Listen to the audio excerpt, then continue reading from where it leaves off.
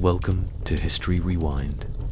Let's cover this story, the dancing plague of 1518. Why did people dance to death? Like, share, and subscribe if you like the video. And comment what time and from where you're watching the video. Let's rewind the clock.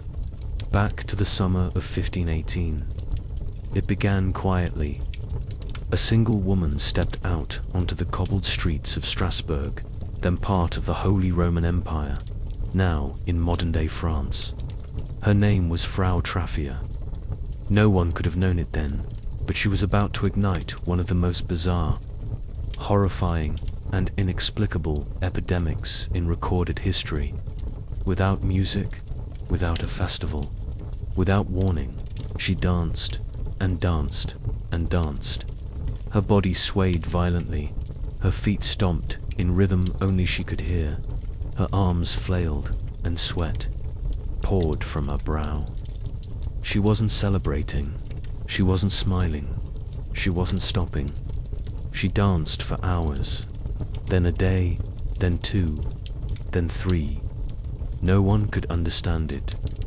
Not her family, not the clergy, not the local physicians. By the end of the week, 34 people had joined her. By the end of the month, over 400 people were dancing uncontrollably in the streets.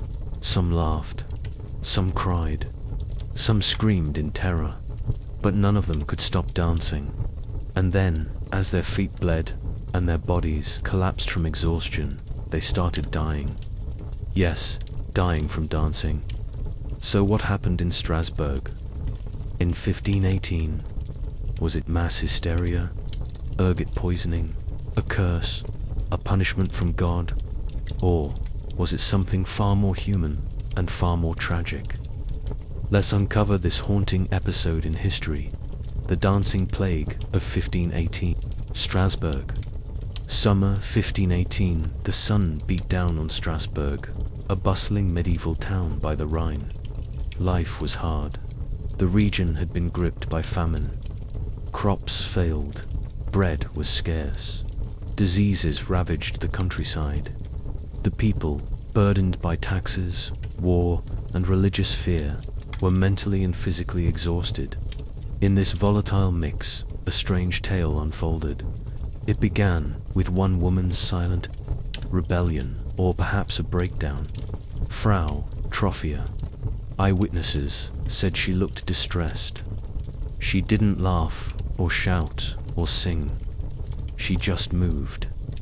Hours on end, her feet blistered, blood soaked through her shoes, but she didn't stop. After a few days, others joined. No one forced them. They simply started moving, as if possessed, within. A week, dozens were dancing in a trance-like state, day and night. The city authorities were horrified, but not for the reason you think. They didn't blame demons or witches at first.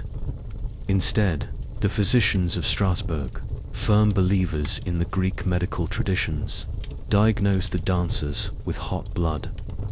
According to humoral theory, the best treatment was more dancing, so they built a stage, hired musicians, called in drummers. They thought controlled dancing would purge the illness. What it did instead was turn the square into a death trap. As the crowds grew, so did the casualties.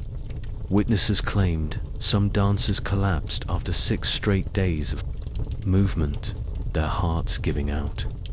Others succumbed to strokes or sheer exhaustion.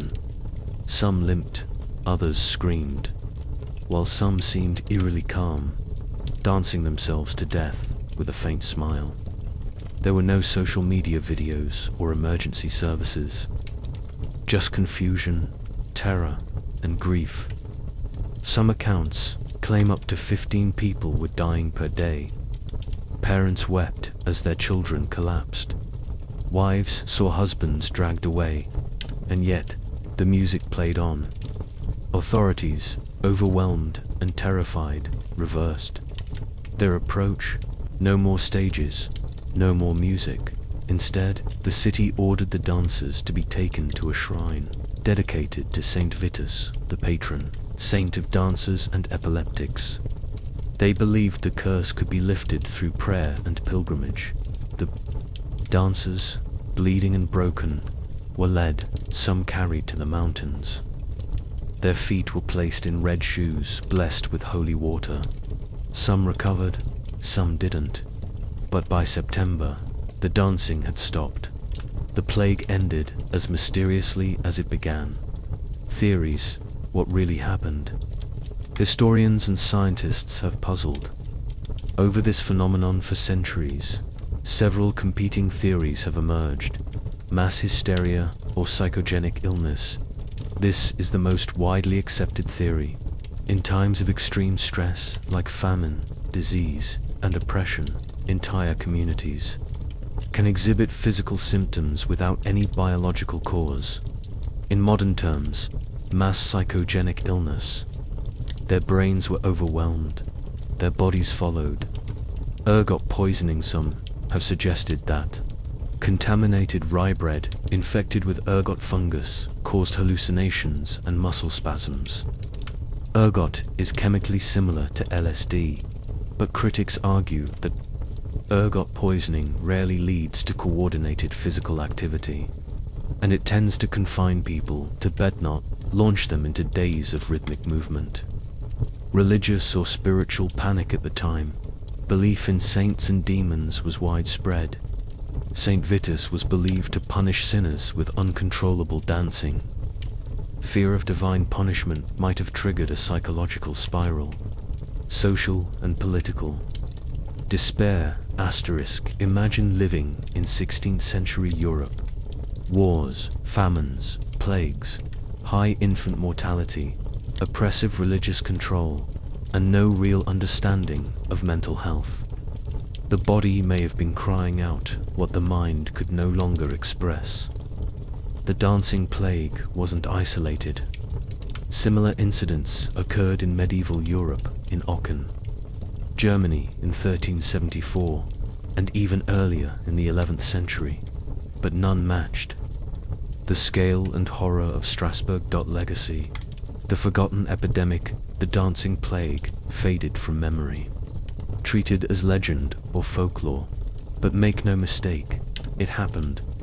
It was documented in city records, medical notes, and eyewitness reports. It forces us to confront a chilling truth. The mind can break, so can society, and when they both fracture at once, the results can be horrifying.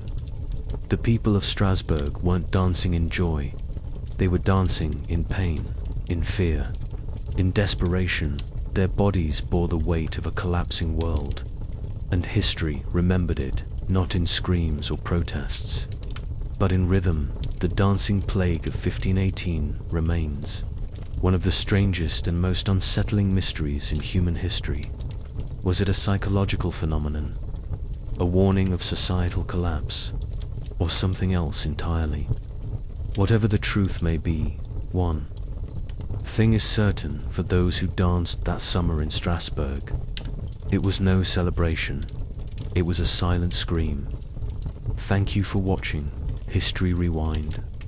If you found this story as fascinating and haunting as we did, give this video a like, share it with someone curious, and subscribe for more forgotten stories from history's strangest corners.